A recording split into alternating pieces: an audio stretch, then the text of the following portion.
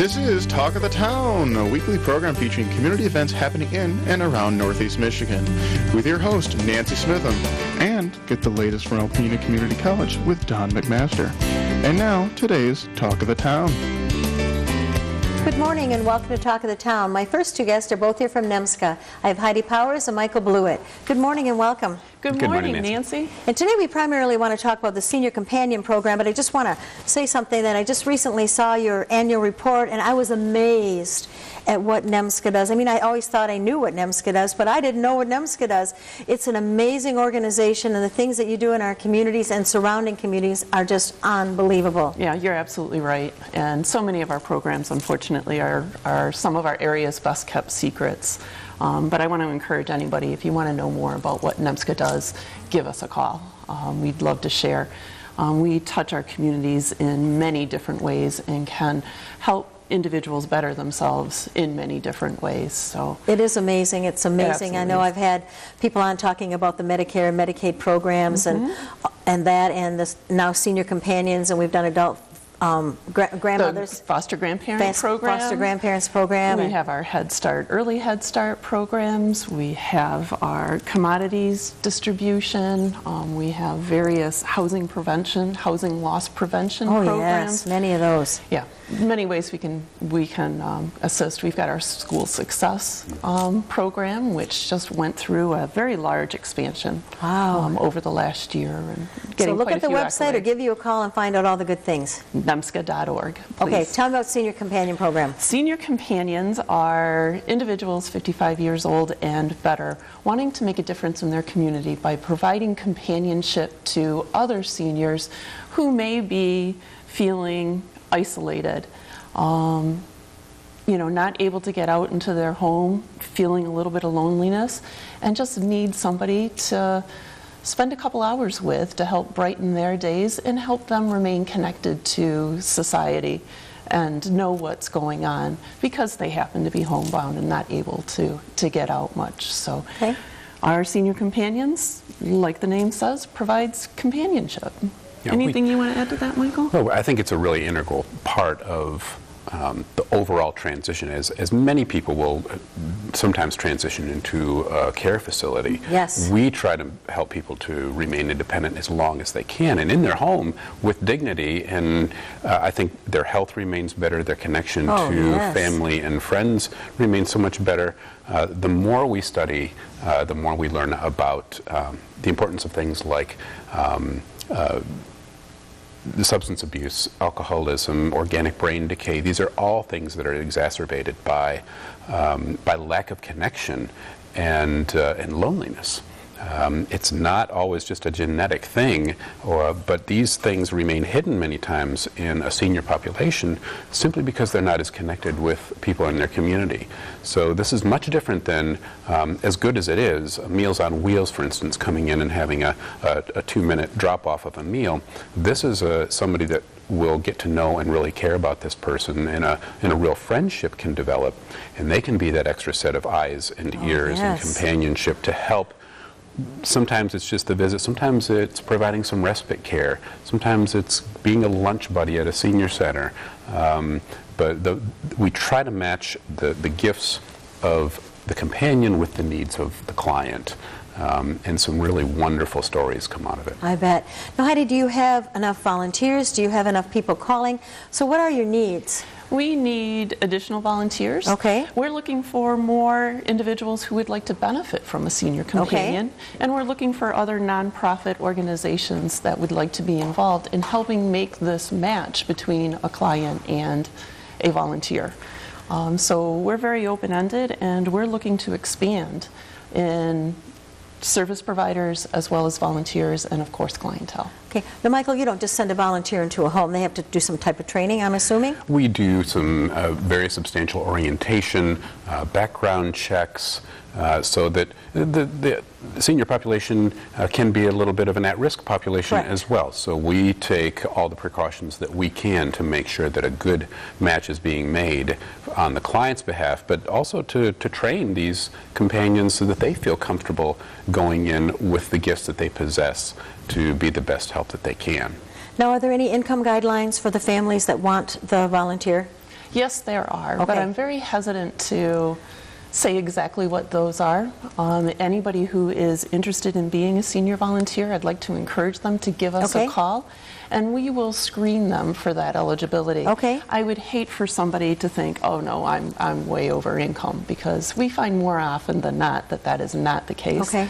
And we have ways to, there are some Things that you can discount or not count. Exactly. So we can make that eligibility. I just would hate for anybody to disqualify themselves without having good, solid information. And we would be able to direct them into other services that may be similar to being a senior companion if they are indeed over income. Okay. As you said, NEMSCA offers many Yes. services, and we're always looking for volunteers in many different capacities. So it doesn't matter if the recipient is able to get out and about by themselves, but they're just alone and they still would like someone to come visit with them a Yep. couple times a week, or as you said, go with them for a congregate meal at the senior center, or go with them to different events. Just, there's really no I want to say qualifications for the homeowner. There There are a few there things? is. Okay. We need to have a connection to a service organization, okay. whether that be our local senior center, Okay. or the client senior center, the Commission on Aging, Council on Aging, hospice. Oh, okay. We're hoping to expand into veteran services. We would wow. love to expand into a veteran visiting another veteran and sharing experiences and provide companionship in that area. So we want to keep that pretty open. But Okay. yes, we do have to Okay. have a connection to an organization. Okay. Somebody who's willing to supervise that relationship. And Michael, like you said, I can just see someone sitting there night after night by themselves. You think, well, you know what, I'm really not hungry, I'm not going to eat, can't remember the last time I ate, I'm just going to go to bed. When you're sitting there by yourself for so many hours alone, and the phone's not going to ring, you're only going to watch TV, you don't have any other companionship, I can see that would be, really hard on a person mentally, physically, and emotionally. It is. We are social creatures, and we're not meant to Right. be alone.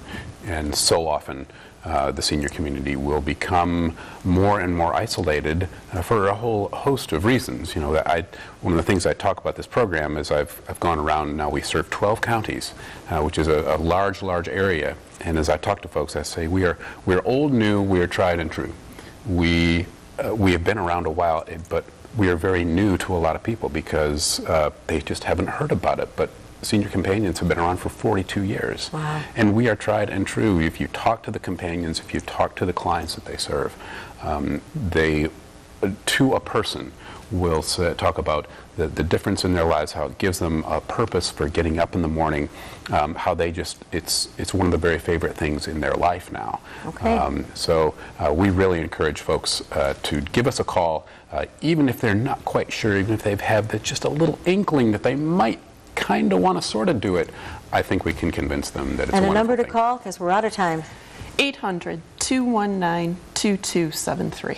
Thank you both very much for being here, and I was really excited to hear about this program and hope that your phone will ring off the wall. Thank you very much. Thanks, Thank you. I'll be right back following these messages. Hi, welcome back. My last guest today is Megan Goss. Good morning, Megan. Good morning. You're from the Northeast Michigan Great Lakes Stewardship Initiative. Yes, I great got it job. right. Yay, big long name. So tell me what that means. Well, the Northeast Michigan Great Lakes Stewardship Initiative is a regional network and partnership of students, teachers, and community partners. And we work across 8 counties in Northeast Michigan to protect the Great Lakes through hands-on, place-based education. Wow, that sounds wonderful, especially with, I don't want to get political, with the cuts we hear about coming up and the invasive species and all the wonderful things that we hear about that are happening. Give me an idea of some of your education programs.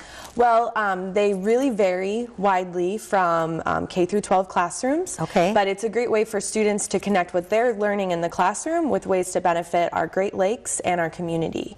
So, for instance, locally here in Alpena, all of the schools from the elementary schools to the high school are involved in some sort of place-based stewardship education project. Wow. For instance, at Besser Elementary, they're in the process of developing a schoolyard pollinator garden. Ooh. They're working with U.S. Fish and Wildlife Service, DTE, and Bedrock. They were able to donate some topsoil to them, but they're working together through our network to develop a native pollinator garden. Wow. So the students will be able to help our pollinators out, have this really beautiful garden on their campus, and then they will also be able to learn about life cycles and see the importance of having native plants that help our pollinators. So it's a great way for them to be able to have their classroom learning expanding outside of the traditional school and into their own school ground, but they've also been involved with other projects as well. In the fall, they did a frog bit removal at the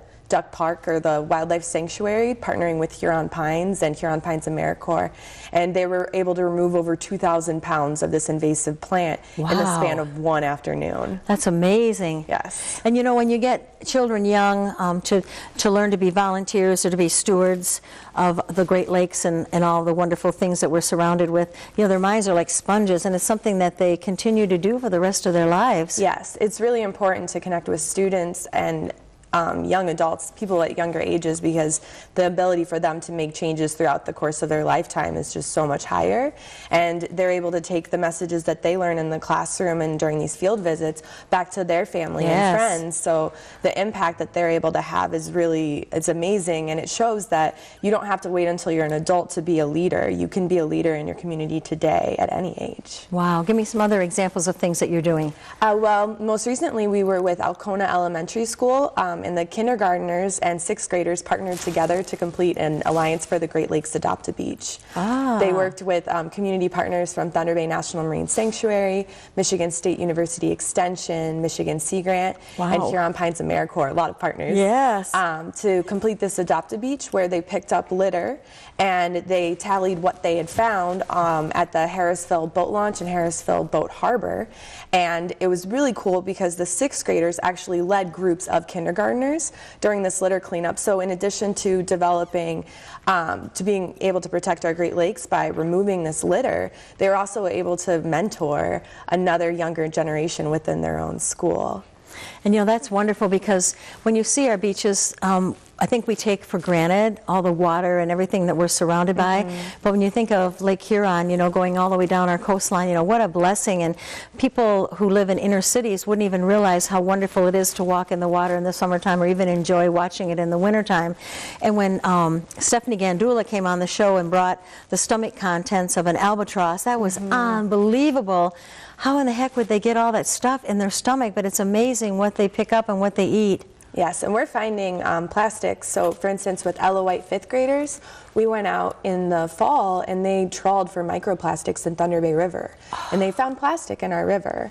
Alpena High School students have found plastic trawling using these nets in Lake Huron and in Thunder Bay. So it's definitely something that's in our ecosystem here locally, as well as the albatross, which is a threatened seabird in the Pacific. But here on Earth, we really are just one interconnected water system. We're a blue planet, and our rivers connect to our Great Lakes, and our Great Lakes connect to our oceans. So no matter where you are, it's really important to be conscious of what you use and making sure that your waste is properly disposed of, and always following the 3 R's: reduce, reuse, recycle. Yes, and I know when I was in Hawaii, they don't allow plastic bags in Hawaii. They're outlawed, and I thought, what a wonderful thing. Yes, I definitely think it is. It's by reducing and refusing to single-use items like single-use plastics, like plastic bags or straws, you're able to really make a change in your own individual life, and then you can talk to other people about why it's important to not use those items. So now school's going to be getting out pretty soon. Do you have any other programs that'll be going on through the summertime? Yes, so speaking of plastic, through another one of our community partners is 4-H. So with the Plastics Float 4-H Club, we are going to be engaging our community this summer by raising awareness about why it's important to refuse to single use. This club is already connected with the Students for Zero Waste Week. They reached out to local restaurants in Alpena and had them partner with us for a week where they only gave out straws to customers if they were asked. Every single day in the United States, we use over 500 million straws. That's must be something, as my granddaughter said, that you don't ask for a straw, Grandma, unless you're really going to use it. So, okay, that Or you can bring your own. You're right. So this 4-H members will be reaching out to local businesses. We found out recently that we received a grant through the 4-H participation fee. Good. And we'll be able to get some reusable bags that we'll be able to give out to community members if they pledge to refuse to single use. And then we'll also be doing some more Adopt-A-Beaches where we pick up litter and tally our data, but we're really hoping to involve a lot of community members in that effort as well. So we'll just kind of be watching the papers and listening to the radio stations for when you're going to be doing things that you need volunteers for? Yes, I think in July we'll be reaching out to local businesses to see if they would like to have us do outreach tables, and then starting in August to be doing the Adopt-A-Beach litter cleanups. Okay, and it's amazing. I can't believe anyone would trash a beach, but when you go there, it's amazing what you see. You know, people take their dogs there, people put cigarette butts there. I mean, that's gross when you're trying to sit in the sand and all that stuff's laying around you. So yes, and every time you see litter, if you pick it up, you are saving a critter. that's true. So. That's true. Very good. Anything else you want to add today? Well, in addition to all those efforts, we have lots of place-based stewardship education efforts, even inland. Okay. So at Huron Pines has partnered with Vanderbilt area schools, and they're starting a forest stewardship plan. Oh, great. So it's really a diverse way of being able to apply your learning, and I constantly tell kids how jealous I am of the way that they get to learn, because when I was in school, we were just reading books. Right. And the students really get to connect what they are learning in the classroom with outside, and the benefits that they're able to have for their community is really amazing. Well, it's been wonderful talking to you, Megan. Thank you so very much, and I look forward to hearing the success of all your wonderful programs. Thank you so much for having me. Thank you. Please stay tuned for Dr. Don McMaster following these messages.